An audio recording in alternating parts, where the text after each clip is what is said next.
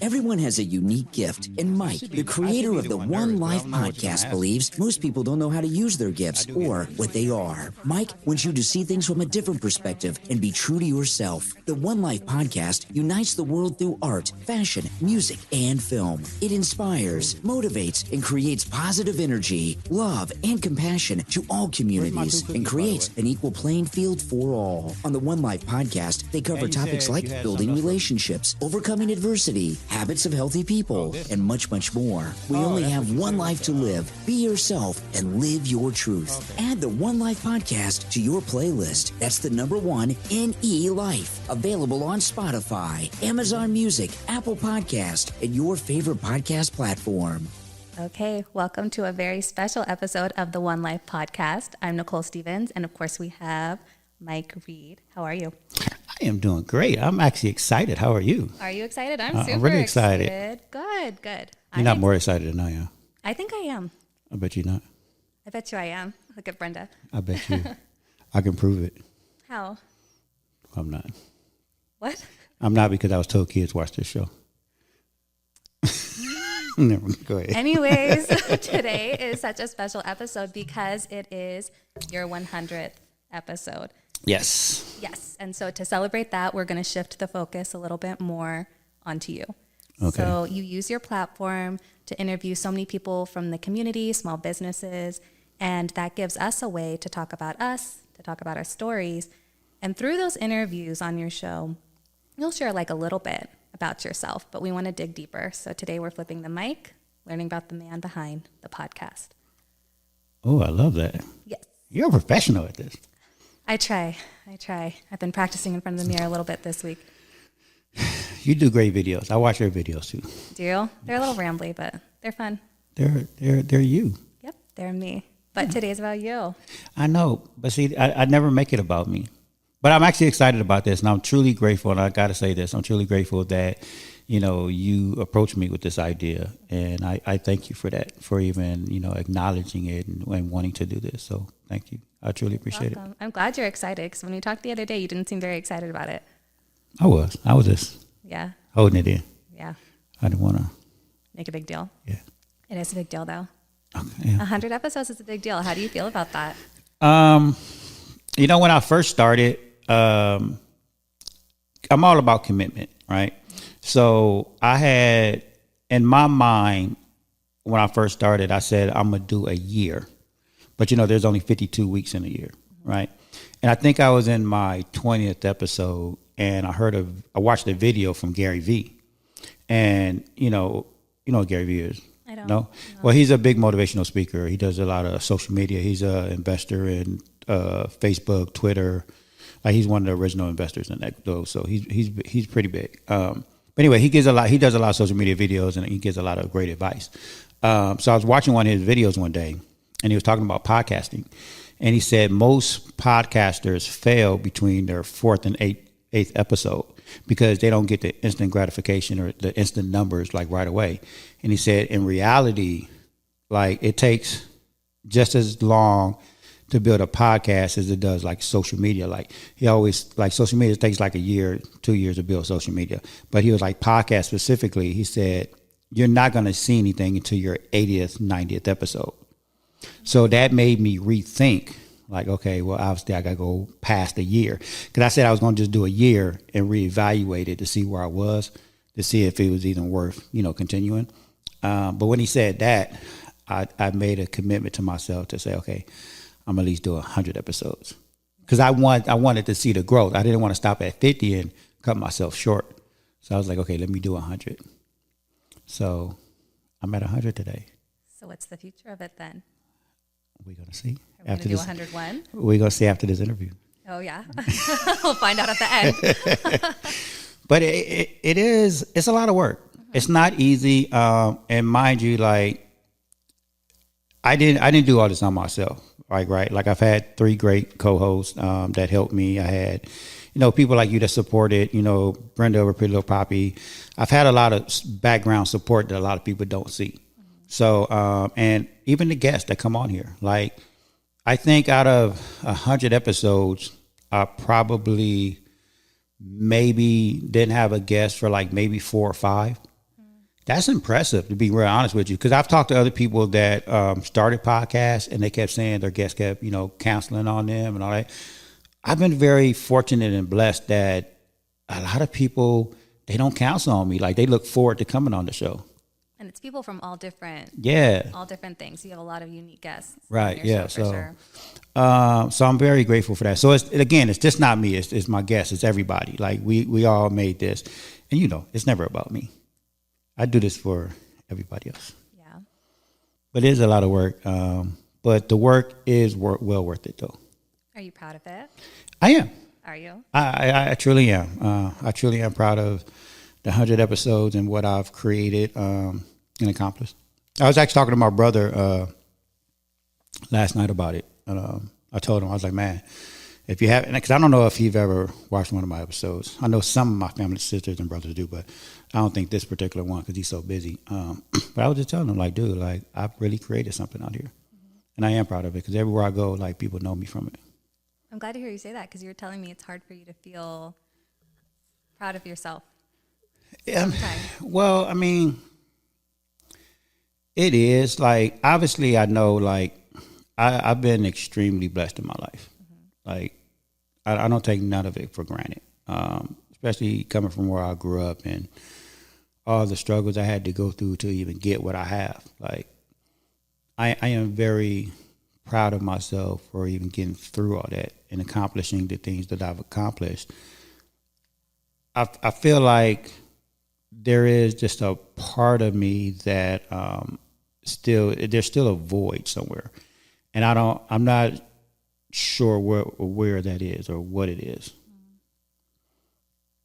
No matter how many accolades I get, awards or whatever, I still feel that void. I don't know if that's because growing up as a young kid, I've been traumatized and hurt so much, and like I feel like the scars are so deep that I'm still searching for that happiness or something. Mm-hmm. No, that makes sense. Yeah. Yeah. Even though I know people, because I excuse me, I get this throughout. Even when I was in entertainment, people are like, man, you're so successful, but I never felt it. Because I always felt like I'm steady fighting for the next day, for the next thing. Mm-hmm. Like I feel like I'm always fighting. Yeah, you're always focusing on what you're doing next instead of being. Yeah, even with this, right? Like 100 episodes, right? So my brain is, okay, what does the next 100 look like? And I've already worked on it, right? Mm-hmm. But there was a point like a month or so ago where I really, like, I think I put it on social media. I was going like a to poll for if I should stop at 100 or keep going. I voted that you should keep going. Well, everybody did. I didn't get not one person to say stop. Like, everybody said, no, it's great for the community, which it is. But then I had to look at my life and what does it look like for me, like to do another 100, because that's another 2 years, right? And plus, I'm still on the board of the Hispanic Chamber of Commerce. I just joined the leadership team over at the AV Wellbeing Coalition. So it's a lot that I'm doing for the community. So I have to look at what all that looks like. And I'm also about to start. I know I'm just talking and rambling. No, you're but not. You have a bunch of questions. See, you're the new me. You're the one that gets to. Okay, so you're the one that rambles, and I'm the one that gets to just. Okay. So I do have, like I said, I do have an idea what the next 100 looks like. Mm-hmm. And even with that, we're going to be starting up the Hispanic Chamber podcast again. Because I used to do that in the beginning with my first co-host, Diana. We used to do a segment with the Hispanic Chamber of Commerce. And we're going to start that back up again, like next week. I didn't know it was going to be that soon. Yeah. Well, we have been talking about it for a while. Like, we just never said anything, but yeah. And so how many podcasts now are you doing? Do you have your hand in? I know you're not on everyone. What is it, like 5 million now? Is that the number? 5. I think 5. I'm actively doing 3. No, take that back. I'm actually actively doing 4. Mm-hmm. I'm on 2 of them. And the other 2 I'm just producing. produced. Yeah, but they're live now.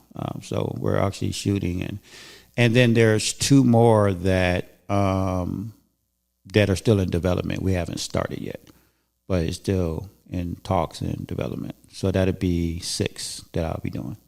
A lot.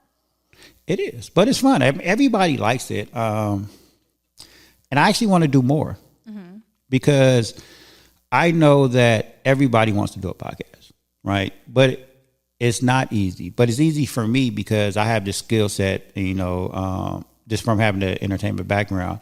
I know how to do the editing, the shooting, all the stuff that comes with it. So it's easy for me. So if I can provide that service for other companies, because companies actually do need it. Like it's just a great addition to their module, their work module, or whatever, on top of social media. Yeah, I know there's even just in Poppy, there's so many vendors that, let's say they'd want to do one, but they don't know where to start. And you start with me. Yep, exactly. There you go. So, hey, just contact me. Let's do it. Mike Reed for your podcast needs. Exactly. There you go. I want to be the podcast king out here. I think you are. I think I am? Okay, I think we great. need to get you a little crown. She said it, y'all. She said it. I didn't say it, so don't think. We need to get you a little crown to go to your balloons. Thank you for this, by the way. Thank you for my gift. Thank you for the balloons, for the decorations. I really appreciate it. Wow, you're amazing. You're welcome. Thank you. Yep, Seppi and I, we sat in here yesterday and he helped me blow up all the balloons. You did tell me it's going to be 100 balloons, though, so I think we're a little short. You want to count them? No, I'm messing with you. No, there's 100. And that's balloons. what Charlene said yesterday. I was like, she said it was going to be 100. She was like, it's 100. No, not 100 balloons. 100. I was literally thought balloons. you was going to have 100 balloons in here. There's 50. We were halfway there. Okay. No, I'm grateful. I would have been well, grateful. for your 200th episode, I will make sure that there are exactly 200 Wow. balloons. Since I know now, we've got to be real precise with it. You know what? With you, I would have been just as happy with 1 balloon. Oh. What color balloon? Green? Well, that's my favorite color, but whatever you could give me, I would have been happy with. It's so funny because when I was asking you about what your favorite color was, because I wanted to get you a bag for your gift that was going to be the color, and I couldn't end up finding one. But Seppi was like, just get him a green bag. He looks like he would like green. And then you texted me a minute later. And you're really? like, yeah. Mm-hmm. No, that's funny. So, I don't know. You look like your favorite color is green, apparently. It's my eyes. Yeah. Are your eyes green? You never looked into my eyes? I thought they were blue. You've never looked? That's because I had it blue. It depends on what I wear. They're mostly green, though. Yeah. I can't see, so. You can't see your eyes? No. You've never looked into your own eyes either? No, I was told it's dangerous if you look into my eyes. Like if you just stare into my eyes for a long time. What happens? You're a mess. You're a mess. You asked the question. You gave the answer. Anyways. All right. Okay. So in my little list, we have questions that some of the other vendors have. The vendors and just different people from the post that I made on Instagram that they submitted questions that they want to know about you. Some of them are specific and some of them are just kind of broad. So your childhood, where did you grow up? Where did I grow up? Where did you grow up? So technically, I grew up in Inglewood and Gardena. Okay. Both places. I was born in Inglewood. Then I moved to Gardena. But then at some point when I was young, I went back to Inglewood. Okay. And then one of the other vendors, they wanted to know if you had any advice for... And they're right next to each other, by the way, if you guys don't know. No, I don't know. How far apart? Like literally walking distance. Oh, yeah. Yeah, so to me it's the same. Wasn't a huge move. No, it wasn't. Yeah. One of the other people they wanted to know, it was Vanessa. She wanted to know if you had any advice for your younger self, something that could have made a difference for you, that maybe would have changed the way you did things. If you have any advice for your younger self. Yes. Vanessa who? Vanessa from Sunflower. Oh, hey, Vanessa. Mm-hmm. Yes. I would tell my younger self to read more. I take it back. So start reading early on. Because I actually didn't start reading until I was like maybe 10 years ago. Okay. I wish I would. And the knowledge that I got now and the books that I read now, I wish someone would have kind of pushed that more on me, and like when I was younger, to read. So read more. Do you have a favorite book?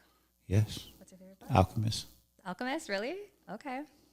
You read it? Yeah, Really? in school, in high school. Oh. Oh. Yeah. Interesting. Yep. You didn't read it in school? They didn't have you read it in school? No, I just read that that was I want to say the second book I read. Okay. Yeah, the first book I read that really got me into reading was called The Buddha in Your Mirror. I haven't heard of that one. And it was so enlightening. And then someone gave me The Alchemist because it's actually almost similar. And so they gave me The Alchemist. And then somebody else gave me the other book that's just like The Alchemist. And I forget the name of it. It's a little short book. The Buddha in the Mirror, though, is a big book. But The Alchemist, and it was something I forgot. So that was, my first two books. Yeah. Are you reading anything now? Yes. What are you reading now? It's called Breaking the Habit of Being Yourself. Okay. You were reading that the last time we talked, too? Yes. Yes. I'm still reading it, yes. Is it a big book? Or It's are a you just big, no. taking your time? No, come closer. It is a big book, but I'm going back and forth because it talks about neuroscience and your brain and how the brain works with all that. And I've never really got into those type of things. So I have to read it a couple of times for it to make sense to me. You like it, though? Oh, 100%, yeah. I love it. And that's why I'm taking my time with it. And I'm going back and forth, because I really want to understand it because it really makes sense. And years ago when I was in therapy, my therapist gave me a book called The Bradshaw Family. And that talks about the we system and the I system, right? Well, this book actually talks about the same thing. It talks about, and that's why it's called Breaking the Habit of Being Yourself. Because most adults, and I talked about this before, most adults are someone who told them they was, right? And that's not necessarily true. So most adults are not walking their true paths or being their true authentic selves because they are what their environment told them they was, or their parents or whatever. In most cases, you do have people that are true authentic selves and they know who they are, but because their parents did a great job, or the environment they did a great job. But most cases, that's not the case. So that's what's called breaking the habit of being yourself. It's just very fascinating to me because it is true. Yeah. And that's why a lot of people struggle and hate their lives. That's kind of mean to say, but they do. Yeah. Because they're not being authentic to themselves. It never sits right. Yeah. And then if there was anything that you could change, I feel like you seem like the kind of person that doesn't have regrets. You try to use things to learn. But if you could go back and change anything in your life from when you were younger, if you could do anything differently when you're younger or even recently, is there anything you would change? That's a hard question because everything we went through, right? Because I don't have regrets. Even the bad stuff that I did, I don't have no regrets because I've learned, it made me who I am. For you to understand something and to know something, you have to go through it, whether it's bad or good, So that's why I don't regret any of the bad decisions I made. I did it, but I've learned from them. I think that's the important part. If you can learn from them, then there shouldn't be a regret. So, wow, that's a hard question. Is there something that I would do differently?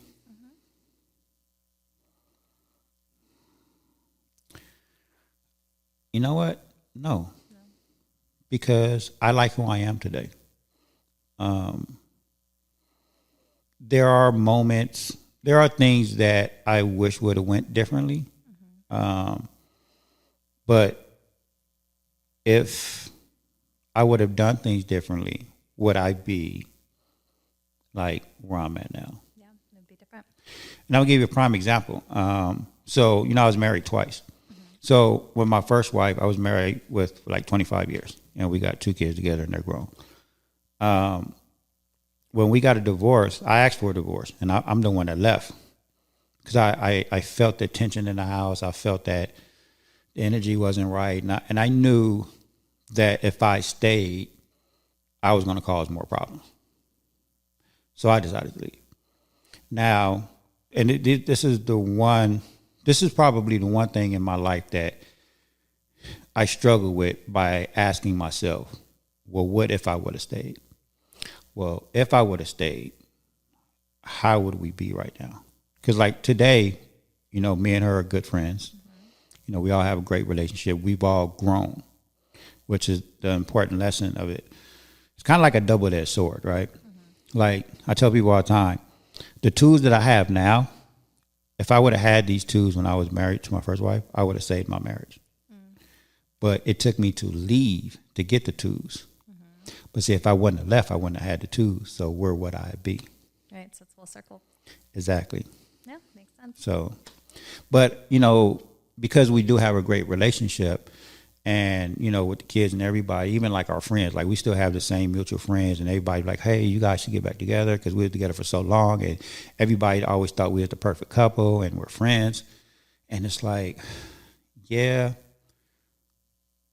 but like, I don't know what that looks like or how, like what we have right now, I wouldn't want to mess that up. Yeah. Like I wouldn't want to start something and it doesn't work out and then now we went backwards and now we have to grow again. Yeah, you value it for what it is now. Exactly. Mm-hmm. Yeah, makes sense. Yeah.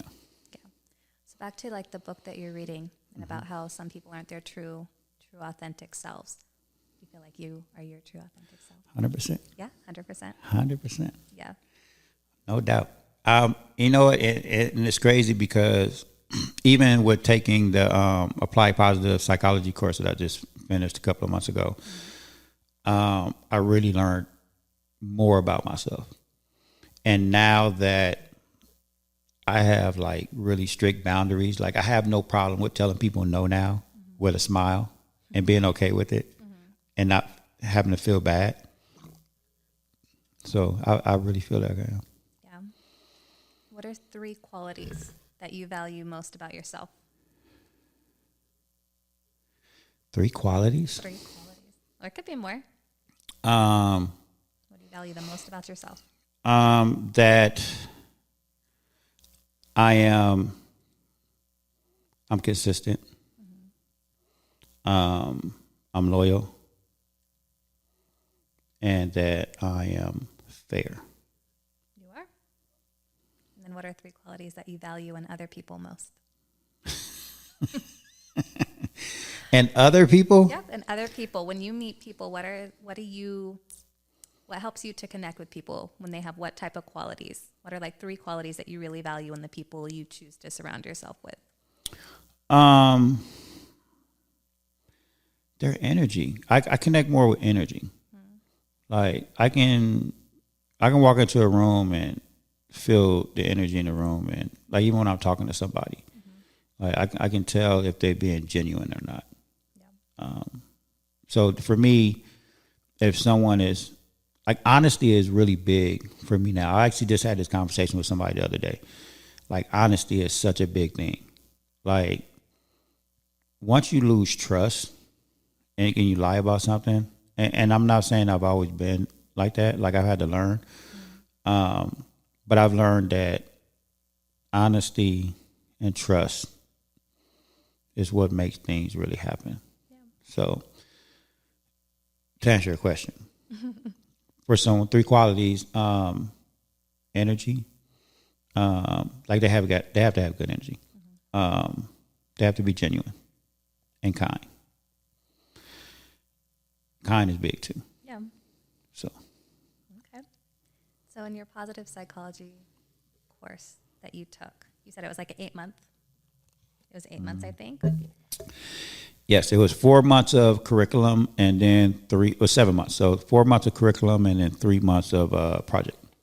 And so I'm sure you have a lot of lessons from it that you really appreciated. But is there one in particular that you feel like you use the most or something that you liked most? Yes. What? There is this tool where you're not allowed to look at the notes. Don't forget them. Well, I can't see. I can't see. I don't have my glasses on. So. All right. Yeah, you can't look at people's questions. I can't see. Right. Just reminding you. Sassy. You bring the good out in me. Do I? Yeah. Anyways, so one of the tools that I use actually, I try to use that on a daily basis. There's a couple I use on a daily basis, by the way, but one of them, my favorite one, is at the end of the day, I ask myself what went well today. Like, so if I'm having like a okay day or even a bad day, I try to say, okay, what went well? Like, and you start off with your basics. Like, I woke up today. I was able to sleep in a warm bed, take a warm shower, have on clean clothes. I was able to eat today. Just your basic stuff, right? And then you start stringing a bunch of these little things together, right? Then all of a sudden you look like, oh, wow, my day wasn't that bad. And instantly it puts things in perspective. Like, wow, yeah, that big thing that I thought was big, not so big no more. It's small compared to all these little tiny wins throughout the day that I had. So it made the day better. Yeah, that's a good one. So another question that we have, and so I think it's going to be a long answer, is, so you grew up in Inglewood. You talk about the struggles of your childhood when you're younger. How did you go from that to being somebody that advocates so much for like mental health awareness and things like the podcast? We want to connect the dots. You want to connect the childhood where you said you had all these tough experiences to who you are now. Was there anything in particular that there was like maybe a turning point that led you? No. There wasn't no turning point. I think just as a kid, hold on, I need to close. I need to close. Oh, so far right. Just as a kid growing up, going through all that, I knew. Well, let me start when I was a kid, right? So, I actually grew up when I was in Gardena. It was actually a pretty nice neighborhood. Like, it was clean. It wasn't like ghetto, even though we had ghetto people in it. But it was actually clean. Like, we all lived in houses. So I stayed in the area where we all came from living in a home. But I was the only home that was just me and one of my sisters and my grandmother. But so everybody else had like a family, right? One of my closest friends was, their family was really tight. And I admired that. And I saw how the moms and dads like really cared about each other, loved each other. They really had that family bond, the family love. They did everything together. And, some of the families, used to take me along. So I got to really experience that, right? So for me to not have that, I wanted it. So you mix that in with, okay, what's going on in the streets, with the gangs, the fighting, the shootings, the drugs, all that. And I was just like, I didn't like that, getting beat up, getting, chased, and, it was just horrible. So I've always kind of chased and wanted love. So I've always felt love from a young child, to growing up. And I think I've always just chased it. And I don't think I've ever, well, I'm not going to say I never found it, right? Because I did find it in both my wives.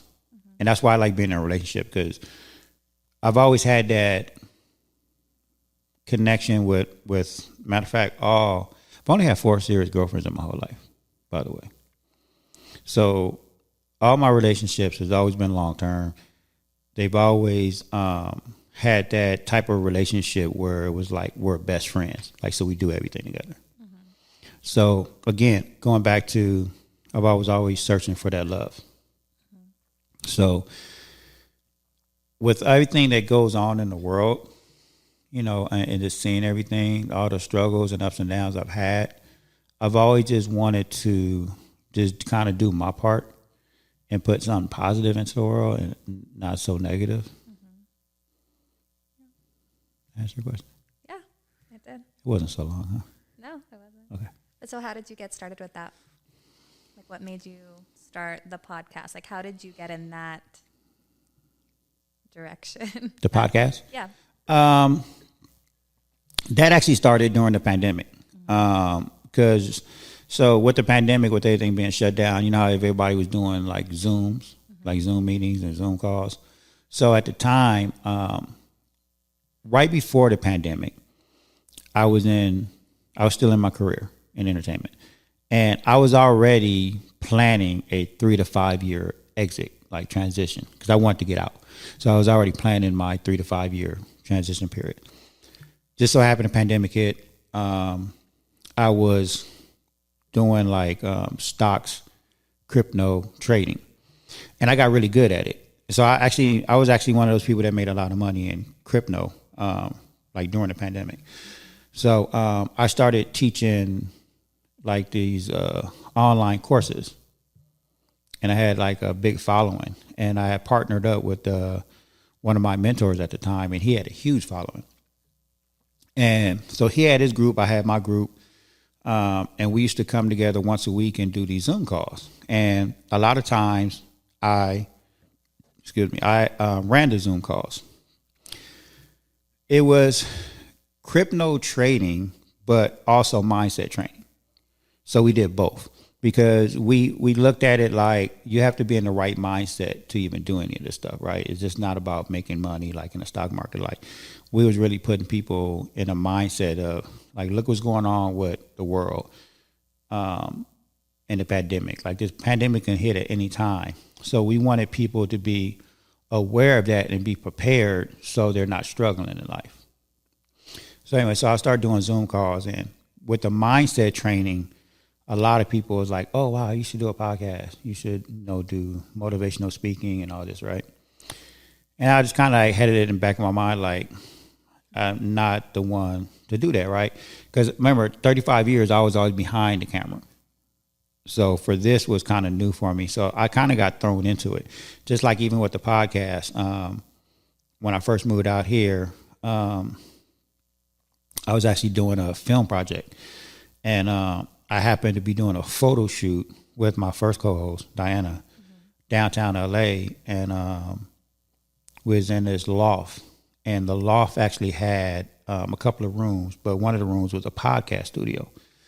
And so my partner at the time was like, hey, we should do a podcast.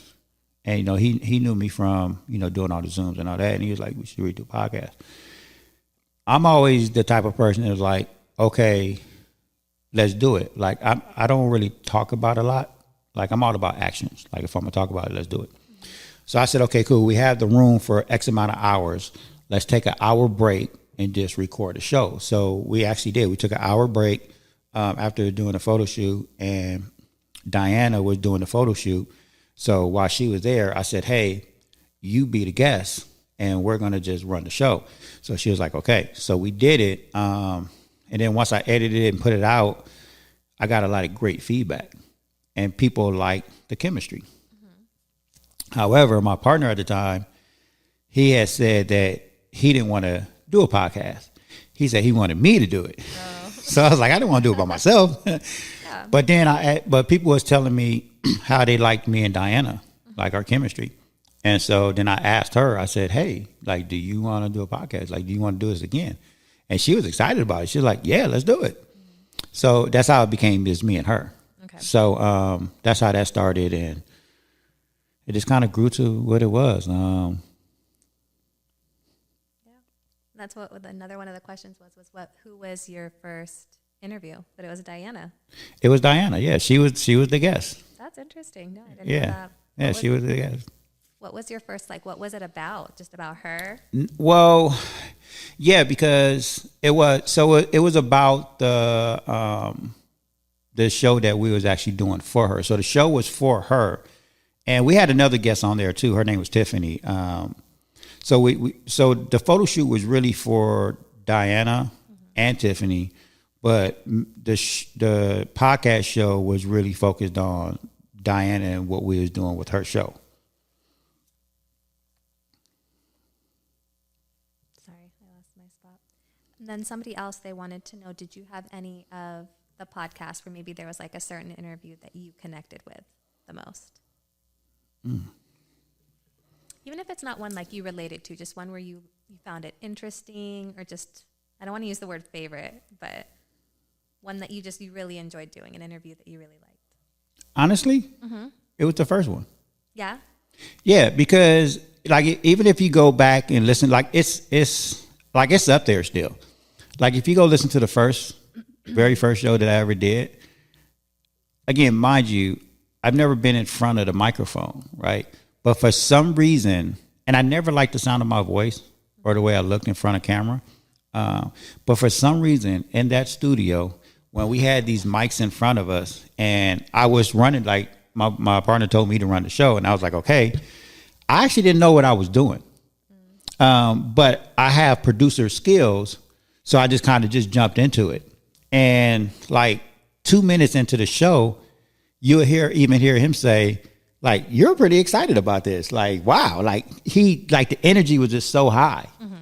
So when he was saying that, I was just like, I am. I could just felt right. Like it felt like I belonged in front of a microphone. And from that moment on, like I just knew this was something I wanted to do. Yeah. Do you still love being invited on the microphone? Huh? Do you still love being in front of the microphone? Yes. Yes. Still your favorite? Yes. I just didn't know the direction of the show. I just knew I wanted to do something positive. And I already had my One Life brand, which was about positivity and positive energy. I didn't know where I wanted to take the show. So that was really a day-to-day thing that just grew into it. I honestly didn't know where I was going to take the show. I just knew I wanted to do a show. And it just kind of like happened on its own.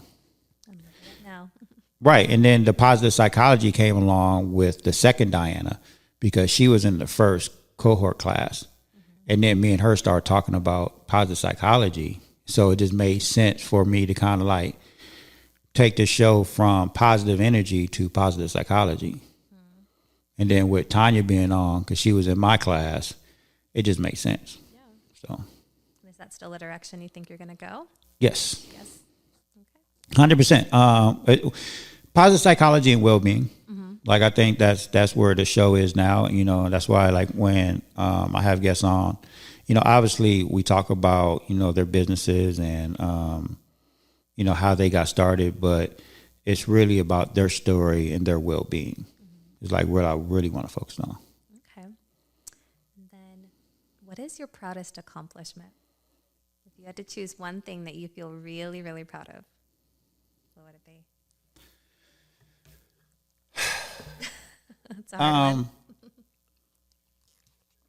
Sorry, I had to take a sip of that. My proudest accomplishment as far as work? It could be anything. You could break it up into two things. Okay, what's your proudest work accomplishment? My proudest work accomplishment is, I think I told this story before, is when I was working on a show called Under the Roof. It was actually the Flavor Flav sitcom. So after he did Flavor of Love, the reality show, he went immediately into a sitcom called Under One Roof that we did. And we shot it in Canada for like 3 months. And my proudest accomplishment, this is when I really realized, and mind you, I grew up in the entertainment business, so it was kind of crazy that at this point, I think I was like, wow, this was 2005. So however old I was. I remember the year. It was 2005, 2006. So however old I was. I remember driving down Pico, and Fox had a studio on Pico and I forgot, and Motor, I think it was Motor. If you're familiar with like West LA, Culver City area. No, okay. So it's Pico for everybody that lives in LA. Pico and Motor, the Fox studio over there. So I was driving down the street and I was approaching the studios, and on top of the studios, and just like at any studios, like Disney, Warner Brothers, you always see their big posters or whatever shows. On top of their studio was this big ass billboard, And I looked up and I was like, oh, Under One Roof, that's the show I work on. And then I realized like, oh, I actually designed that, like the billboard. Like, and it's crazy because I designed it, but I didn't know they was going to make it into a billboard. Okay. So they used, and I was like the corporate art director for the show, but like I never saw my stuff so big in public. Like I seen the stuff on TV, but it's just different. Like when you see it in public and you see it on a big building. So at that moment, I literally stopped my car in the middle of the street and took a picture. Yeah. And cars was honking at me. Oh, wow. Yeah, that's what I said. I was like, I did that. Yeah. So, you know, it was just a proud moment. And for me, it was just like, wow, like I really like am in this, you know. So that's that memory always stuck with me. That's a good one. What's your proudest personal accomplishment? Oh, personal. I don't know. That's kind of hard. We're digging deep today, Mike. I want to say, I know it's kind of cliches, right? But I want to say my kids. I want to say my kids. I know probably everybody say that, but I feel like me and their mom did a great job raising them because they are amazing. Like they're pretty amazing. Like even when they was young, like I remember, like we had a bunch of friends and we used to go to our friends' house all the time, and people always say, "Wow, your kids are so well behaved," and they was in public. You would never see our kids act up in public. Like they went to people's house, they sat down, they didn't get into things. There's, you know, manners, super well behaved. Now when they got home, it's different. But in public, you know, they both got, you know, good grades, you know, because her family was big on education. So she played a major part in that. But no, my kids like really, I have great kids. Yeah. I'm proud of both of them. Oh, good. Yeah. Yep. And then we have another question. This one's from Charlene. It's from Blinky. Blinky.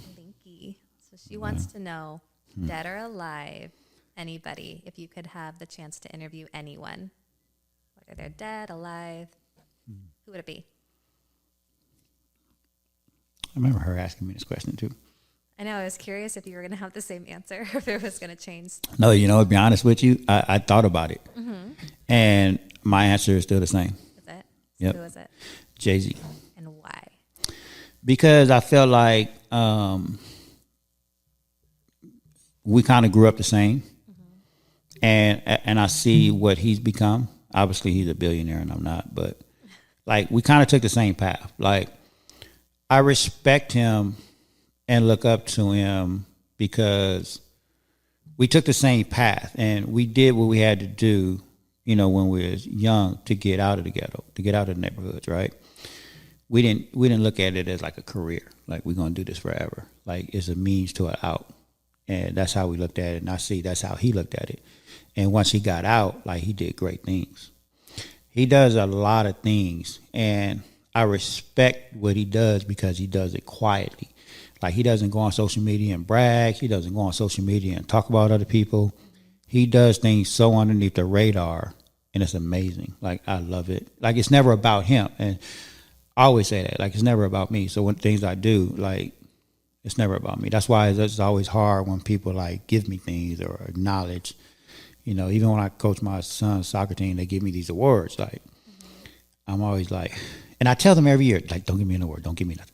Like, use that money for them. Like, do something. Like, don't waste it. So, yeah. So that's why, you know, I would interview him. Yeah. Not even an interview. Like, I would let her just have a conversation with him. Yeah. What's your biggest fear? Fear? Yeah, fear. What's your biggest fear? Do you have one? I have a lot of fears. Yeah. Like snakes or like? Oh yeah, I don't like snakes. Failure. I don't like spiders, which is crazy. I love spiders. I have a picture of me with this 10-foot boa around my shoulder, and I hate snakes. Like Britney Spears. Yeah. I don't get that joke. You don't get it? No. There's a performance where it's like a famous performance with Britney Spears, and she has like the big snake around her. Oh, We're gonna look it up after. I do remember that, but I don't remember. She was scared of snakes?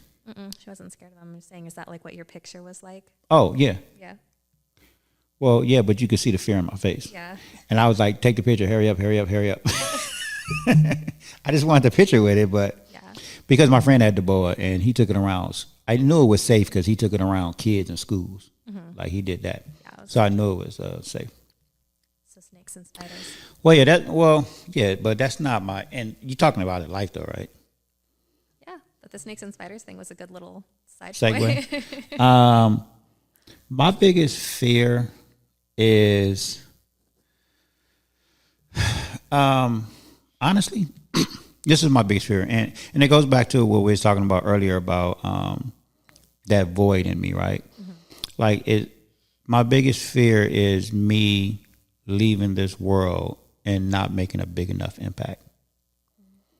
Not for me to not leave a legacy for my kids. That's my biggest fear. Like if I didn't do enough. Like I don't know that. I know a lot of people tell me, oh, you're doing great, all this, which is great. I appreciate it. But for me personally, like I felt like I haven't made a big impact yet. So that's my biggest fear. I disagree. But I know. Is there anything that makes you angry? Angry? Yeah, angry. Because you seem pretty calm most of the time, but I think everybody has something. What makes you angry? Even if it's dumb. Tell my ex-wife that. No. Honestly, it really takes a lot for me to get angry. But yeah, there's a lot of things that make me angry. I don't like people that, one, lie, that takes advantage, just disrespect. Like I don't like that. I don't know. Define angry. Like, what do you mean by angry? Like, for me to not talk to you? I guess, or it doesn't even have to be like angry with the person. Like something that could just happen that just makes you mad. I mean, I have a lot of pet peeves. Yeah. Okay. So what's a pet peeve? Shit. Give me a few. I just said one the other day on my other show. It's a big pet peeve of mine. Oh my God, what was it? I have a lot of pet peeves. What are they? I don't know. You got to kind of be talking about the subject. Dang, what was it? I just said one. That's funny. Because it's not a lot. I mean, it is, but it's not. It's like stupid stuff, like traffic, right? Like I'm actually like very calm in traffic. Like I can sit in traffic, no problem, right? But when people do dumb stuff. Oh, matter of fact, somebody did this the other day. I hate when people making a left turn, they got to go right first, and they come into your lane. Like that irritates me. I hate when if you're driving and you're behind a car, or no, when a car is on the side of you, and someone in their lane stops, or something's going on in that lane, right? And they feel like they can just get over, like push you out the way, like you're right there, and they just like that's a pet peeve of mine. Yeah, like. I see it. I see how much it bothers you. Like, wait till it's safe. No, because people don't wait till it's safe. They feel like, even like when people put their blinker on, right? Like, this is a pet peeve of mine, too. It's all I had to do with driving. We're going to have a whole other show just about pet peeves. No, but people put their blinker on. The moment they put it on, they feel like they can just get over. Oh, no. It's like, no, wait till it's safe. Like, just don't bogart and, like, cut people off. Like, that's... So all your pet peeves have to do with traffic? No, I just brought it. That's just part of it. That's just the traffic ones. There's other things. Huh? Yeah, I mean, just, yeah. I mean, people just being disrespectful in general. If you had a warning label, what would it be? Who asked that question? I don't even remember, but I liked it. If I had a warning label. If you had a warning label, what would it say? It probably would say, warning, the truth is coming. Oh, there's Vanessa. Warning, the truth is coming. Yeah, the truth is coming. Because I'm always, like I was saying earlier, like I'm always going to be honest. Like, I feel like that's the best thing. And I've always taught my kids that. Like I told them, you know, no matter how bad you mess up, like if you're honest with me, like I can't be mad.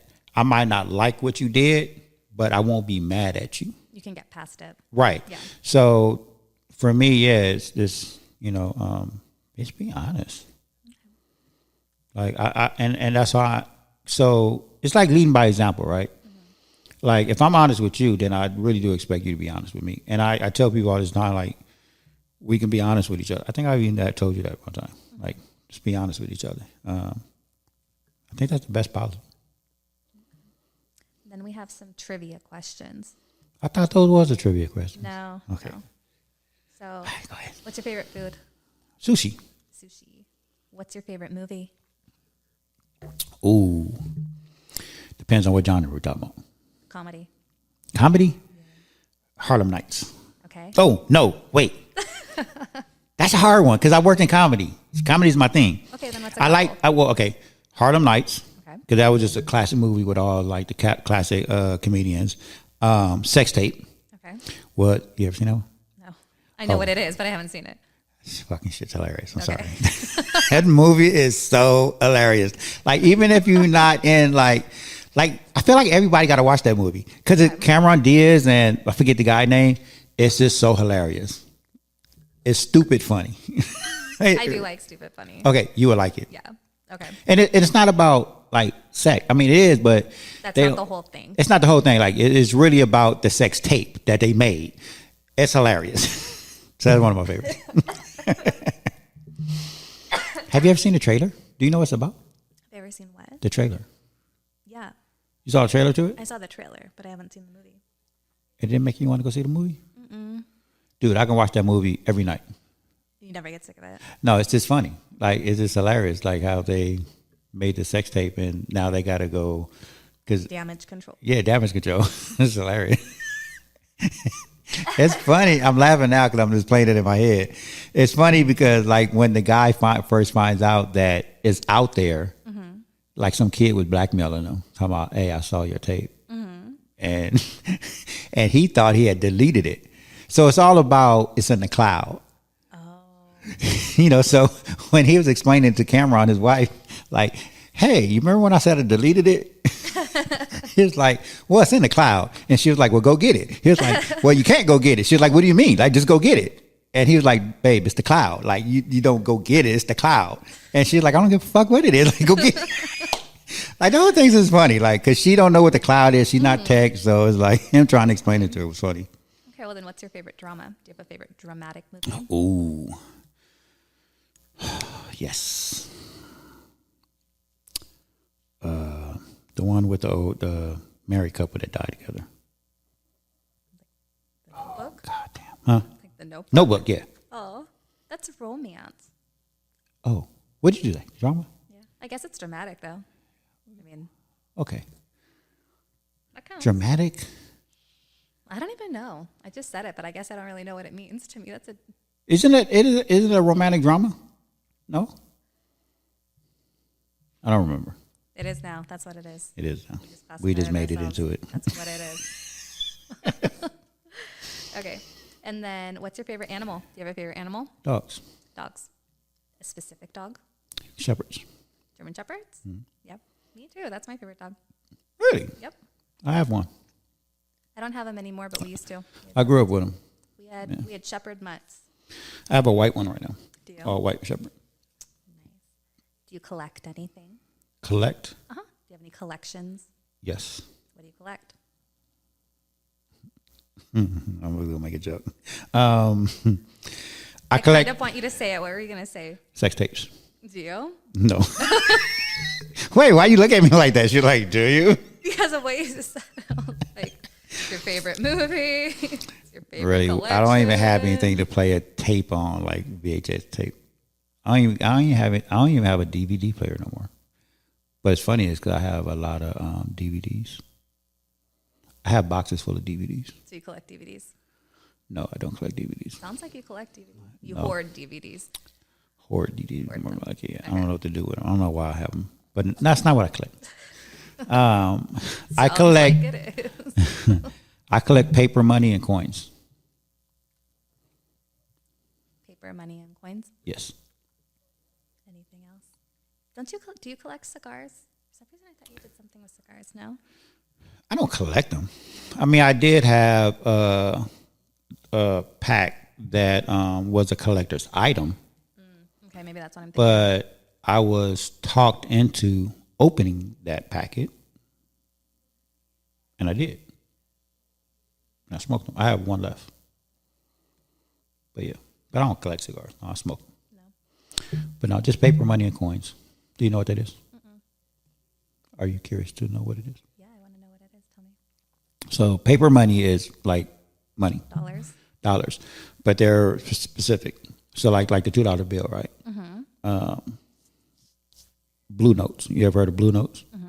So like some paper money, we call them paper money, but some dollar bills have like a blue tint to them. Mm-hmm. Some of them have red. They're called blue notes. They're worth money, especially if they're in crisp conditions. Like, so for instance, I have some dollar bills like I actually have $5 bills, but the serial numbers are in sequence. Oh. So it's like 2001, 2002, 2003. And they're in really great condition. Mm-hmm. So that $5, so that's $25, right? But I can sell them right now for $100. Oh, wow. So they're worth money. So they're in these little plastic things. So those are paper money. So I have a few of those bills like that. That's in sequences, or if the serial numbers are I forget. Like serial, it has something to do with the serial number. So I have those, and then obviously the coins or rare coins that I have a ton of those. Steppy collects coins. Yeah. Yeah, he's got like the books, everything he keeps his coins in. Mm. Yeah. Okay. And then, what would be your perfect day? Hanging out with Nicole. Okay, what would we do on your perfect day? If you had to design your perfect day. It could be like you go anywhere, you do anything. What would your perfect day be? A perfect day for me, if I can, me and my partner, I got to get a partner first. We wake up, we either have breakfast like on our patio or backyard, or even go out to breakfast and eat, and then go explore a city, like walk around, like take that afternoon to go walk around. I like to walk around different neighborhoods and explore, like downtown LA, the art center, things like that. And then maybe come home, cook dinner together, then watch a movie. Sounds like a good day. That is a great day. I love doing like that, like something real simple, but just nice. Yeah. Just enjoy the day and each other in the moments. Like real simple. Simplicity is my biggest thing. And then what about for your perfect day just for you? What would your perfect day be? Still the same? For me? Yeah, just for you. It's never about me. But it is today. Today it is. A perfect day for me right now, just me being by myself, being lonely without anybody. Is that what you're saying? Right. That's depressing. So ridiculous. No, you don't have to be by yourself. If you'd have a friend. Well, honestly, a perfect day for me today would be me just getting up, and having a productive day. Like, getting up, doing the show. Mm-hmm. Like I look forward to Fridays and doing my show. And then ending the day with like going out, getting something to eat, and ending the night like somewhere doing karaoke. Okay. I love karaoke. I'm a big karaoke. I didn't know that. How do you not know that? I've been doing karaoke for 25 years. Because I haven't known you for 25 years. I know, but I talk about it all the time. Do you? Oh, you don't listen to my shows, do you? Yes, I do. I know you do. How you missed that, though? I'm sorry. I'm a big karaoke guy. I do karaoke like Didn't mean to strike a nerve. At least 2-3 times a week I do karaoke. Do you? Oh, yeah, I love karaoke. Do you have a favorite song? Of course. I got a karaoke list on my phone. Okay. Like, it's serious. Like, it sounds like it. Yes. I'm kind of scared to ask more questions about it. But no, I do have go-to songs that I'm actually known for. What are they? BBD Poison. Okay. Ice Cube, It Was a Good Day. Okay. And that's it. Those are my two like go-tos that everybody know me. Okay. But I do a range. Like I do country, I do R&B, I sing, I do like Luther, Usher, Mario. I do Kid. My favorite duet to do. Oh, we have to do this too, by the way. Okay. You and me. All right. We have to do Kid Rock and Sheryl Crow pictures. No. Yes. What do you mean? That's one of my favorite ones to do. Why you say no? Why you make that face? I don't like it. Why? I don't know. Let's talk about this. Why you don't like? It's a nice love song. We can talk about it when the show's about me, but today it's about you. I'm sorry. You don't get to flip it on me today, We buddy. can't flip it. I'm sitting in the host seat. I see it. She this done took over my time. seat. I have the buttons. It's Wow. Okay. not happening today. Okay. Well, it timed out. Oh. How do we fix that? Give me. Huh? Which one? There's a bunch. Oh. This one? Hey. There we go. Okay. We're back. Okay. And then what are you excited for this year? It could be personal things. It could be work stuff. What's something you're really excited about this year that you have planned? I'm actually excited about the direction that the AV Wellbeing Coalition is going, and being a part of that leadership team, and really getting to work with all the nonprofits out here in the community. And hopefully, our objective is to spread well-being. So I'm looking forward to spreading well-being across the AV. Okay. And what's something interesting about you that you don't tell a lot of people? What's something that maybe most people don't know about you? Did I do karaoke? Well, they know it now. That most people don't know about me. Something you don't. You know, that's a great share. question. That I don't share? Yeah, maybe just something you don't usually share. I think, like, for people that really know me, know that I love love, right? And for me, everything I do, like, I never have any malice behind I do it. It's always good intentions, right? So I feel like people that don't know me is like, don't judge a book by its cover, what they say, right? Like, get to know me. And I say that because I actually just talked about this on my other show, that just recently I was talking to this girl, and we're supposed to get to know each other, right?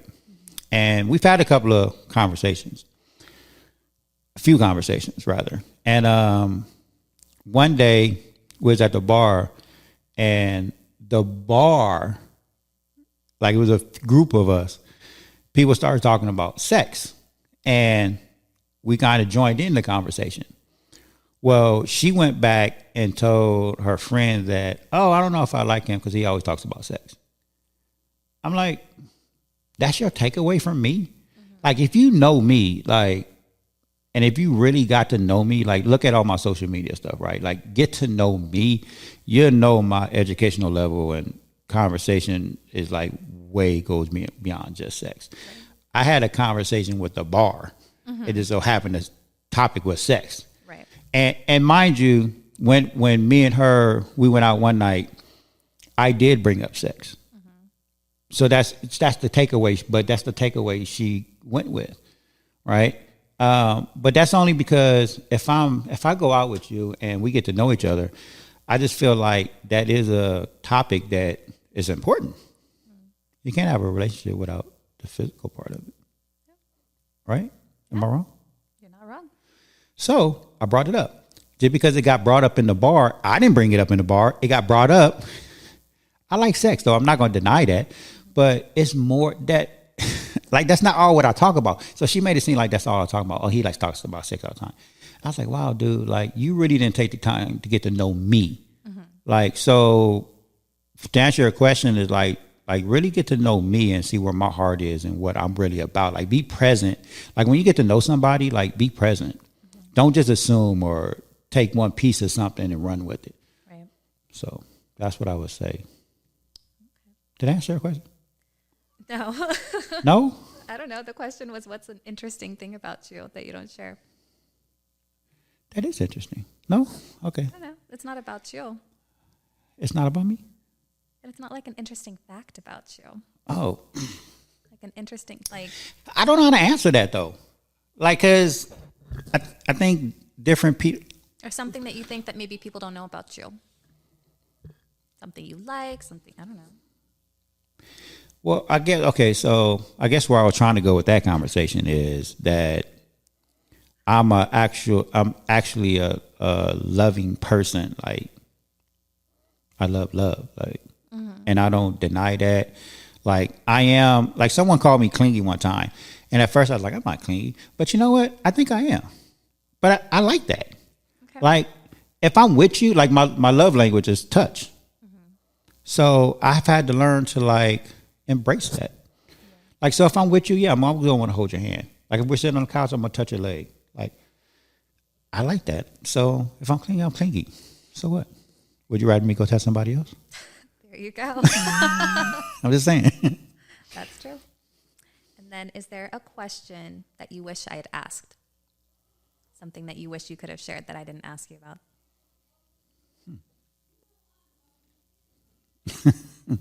There's gonna be a few of those. No, not on. No, I'm stopping. I was about to mess with you. You're the worst. You made it through the whole thing. That's it? No, you have to answer that one. Oh, that I wish you would have asked me about? I'm not gonna know that until later. Like, I'm gonna be driving home like, oh dang, she should have said this. She should. What's something that you would want to share? I don't know. It's put me on the spot. What's the point of this whole thing? I don't like being put on the spot. I'm sorry. You shouldn't have agreed to this. I agreed to it because I enjoyed it. Not a good move. You didn't want to be put on the spot. Wait a minute. No, I don't know how to answer that question. But I do want to, you know what? Yeah, actually, you know what? I do have an answer for that.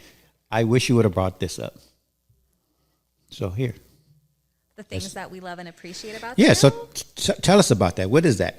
So this is a set of there's vendors here. There's people that have been on your podcast, people you've just had conversations with around Poppy that I reached out to, and I asked them their favorite things that they love and appreciate about you. Okay. And so here is your list of it. Are you wanting me to read them to you? Well, give me a couple of them. Like, what's your favorite? Like, have you read these? Have I read them? You read them, right? Yeah. So give me your top three. Okay, so I liked this one. It was from Charlene. Your confidence in not only yourself, but your guests. It's helped myself and many others to speak about what we believe. And then Monica, she said, your sincerity. You aren't artificial or scripted. Your genuinely from the heart interviews naturally captivate any audience. And then there was one from Vanessa. She actually gave you a few. She gave you like a little paragraph of things.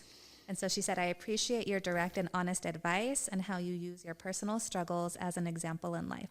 Your thirst for knowledge because you are one to share the wisdom as well to anyone willing to listen. Your existence, your platform, and how you use it to shed light on others' stories. I like that one. That. Yep. And then this one too, this is from Howard, and he only had one conversation with you. And so these are the effects that you have on some people that have barely talked with you. Howard, Do you want to hear his? Yeah, because that's interesting. Go ahead. Okay. He said, you seem to have discovered a passion, a drive to raise awareness around people in need of support. From what I see, you show up every day for that one person whose life will change because of you. And those ones are my favorites. I love that.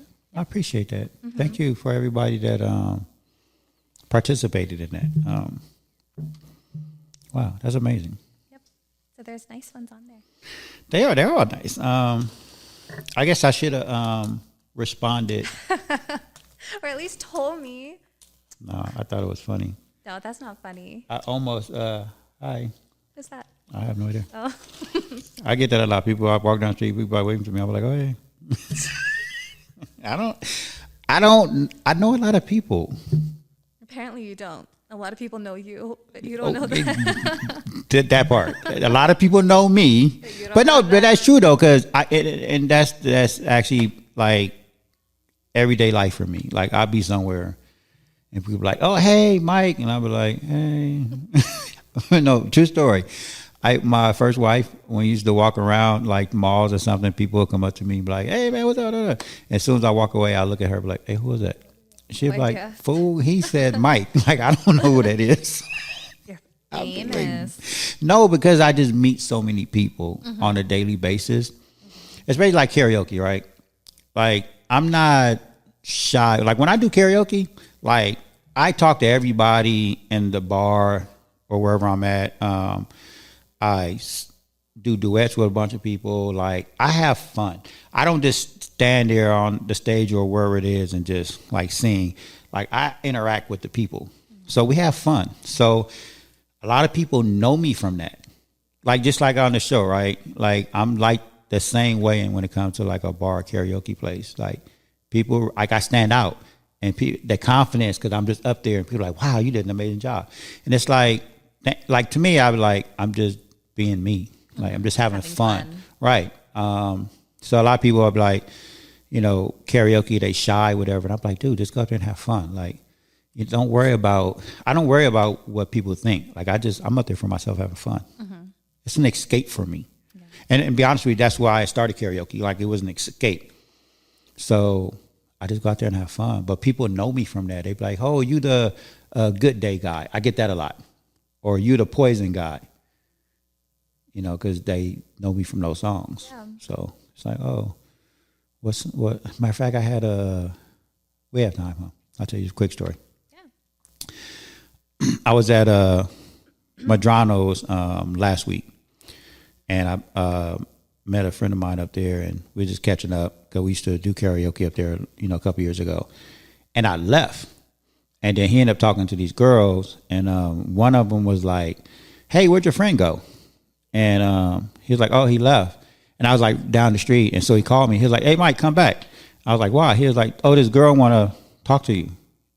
So I went back, and she was like, "Yeah, we know you.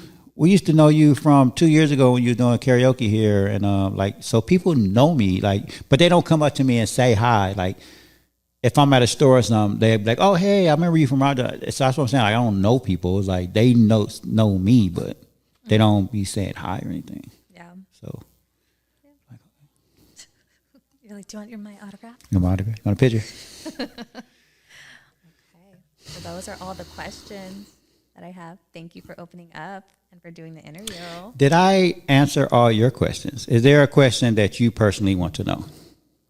Anything. Like, I told you could like ask me anything. Is there something that you hesitate to ask me? Like, so be honest, like, cause like what everybody say, I'm open and honest. So is there a question that you may have said, you know what, I want to ask them, but I don't want to ask them, like that hesitated? No, not on here. Why? No, because it's really personal. I don't want to ask it on here. It's more of a curiosity thing where it doesn't, I don't know. Okay. Yep. I'll tell you guys later. It's nothing weird. I didn't say it was weird. It's just. Okay. Yep. Okay. So no, those are all of the questions. Okay. Yep. Did you get to share everything you wanted to share? I believe so. Yeah. Nothing else? I feel like everybody has a good understanding of who you are now more. I mean, yeah, I mean, you know, I think this said it all. Like, actually, I'm so grateful for this list, and even by just listening to the three that you said, really gives me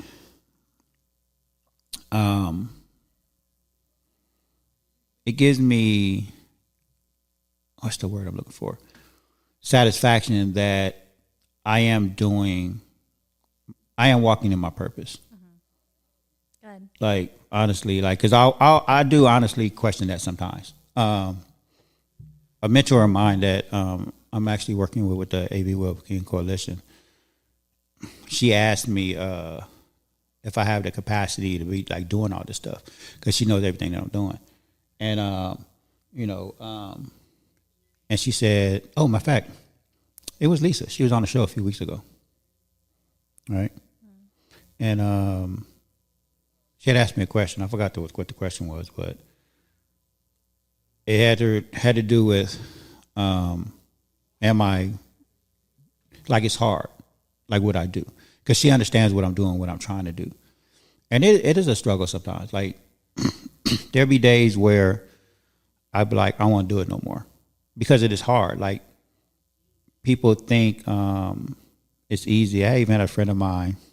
Oh, remember I tell you I'm producing, in development of one show.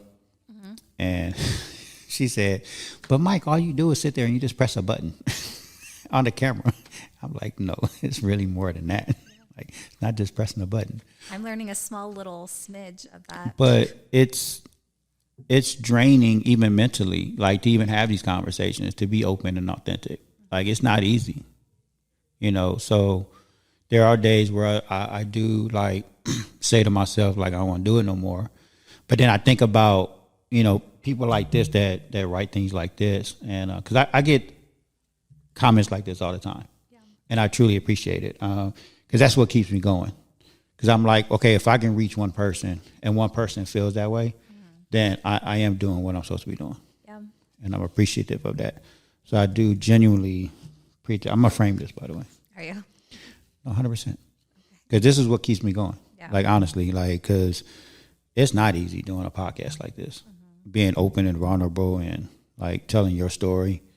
Because I got to go home and I got to relive it and I got to think it, it just, but this helps me though. Okay. Helps me go through it knowing that I'm helping somebody else. Mm-hmm. Yeah. So I'm truly grateful for it. So I'm truly grateful for you again. And I thank you for wanting to do this. Yeah. Thank you for letting me. I wouldn't have had nobody else here. No? Nah. Okay. I'll see you on the 200th episode. Yes. I don't know how to push the buttons or anything to end everything. How do I do this? Well, you have to say thank you to the audience. Well, thank you for joining us for the 100th episode of the One Life podcast. And thank you for... And you are, Nicole? I'm Nicole. From Dip Chocolate Creation. Yeah, I mean, we got to plug your company and, what you do. I love your chocolates, by the way. Thank you. Your candies. I made you your favorite ones. Thank you for the wine. You're welcome. That's the one, right? That you like? It's one of the ones that you like? Yes. Yes. Okay. Good. I'm actually very surprised you remembered that. I made a mental note. You told me you liked it. See, ladies, you can learn from Nicole. That was me. It was nice to me, but yeah, a little rude. So you could close the show however you want to close it.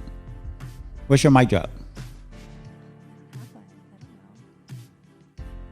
Aren't you supposed to do the mic drop because it's your interview? Mm. I don't know. I don't have one. You're not supposed to put me on the spot. That defeats the whole purpose of the show. Wow, I'm flipping it back to you now. No, you're not allowed to flip it back. Why? Because I say... No, so what's your mic drop? My mic drop is be patient and be kind to people. You never know who you run into or who you meet can be a blessing to you. 100%. I heard somebody say that a few days ago, and it's so true. I was at another meeting and someone said that. You truly never know who you're going to meet or who you're going to run into out there in the streets that it can actually be a blessing to you.